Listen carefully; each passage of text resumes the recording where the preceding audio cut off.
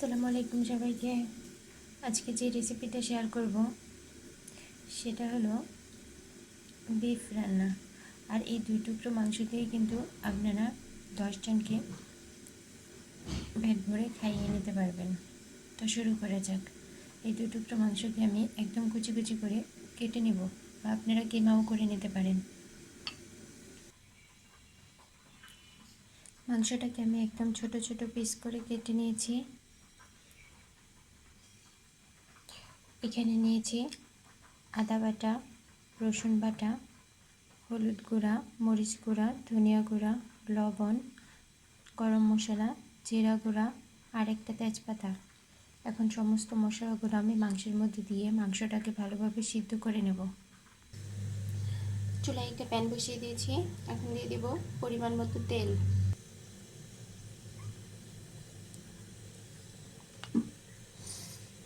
তেলটা গরম হলে দিয়ে দেব 2টা ডিম। 2টা ডিম দিয়ে দিয়েছি। এখন ডিমগুলোকে আমি ভেঙে নেব।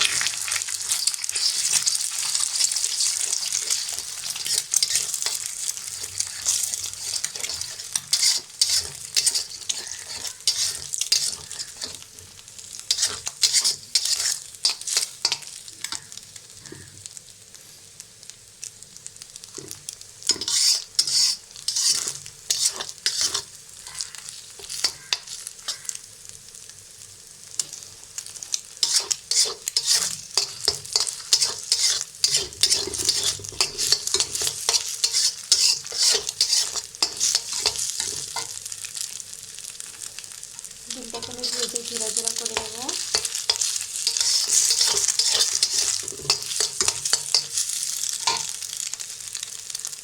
এখন ডিমটাকে এক সাইডে রেখে আমি দিয়ে দেবো আবার পরিমাণ মতো তেল। এখন দিয়ে দেবো পেঁয়াজ কুচি। অবশ্যই পেঁয়াজের পরিমাণটা একটু বেশি দিতে হবে।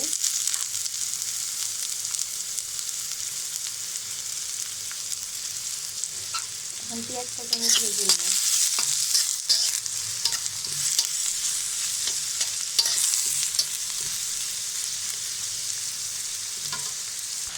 ডিমটাকে তুলে নিয়ে আমি পেঁয়াজটাকে ভেজে নিচ্ছি। এদিকে মাংসটাও কিন্তু সিদ্ধ হয়ে যাচ্ছে। পেঁয়াজটা ভাজা হয়ে গেছে। এখন আমি ডিমগুলো দিয়ে দিব।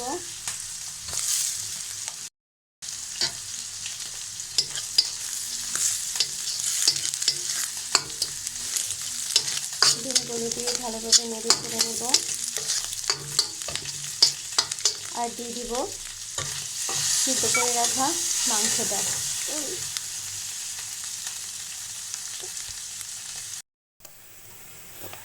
সিদ্ধ করা মাংসটাও আমি দিয়ে দিয়েছি। এখন ভালোভাবে মিশিয়ে নেব।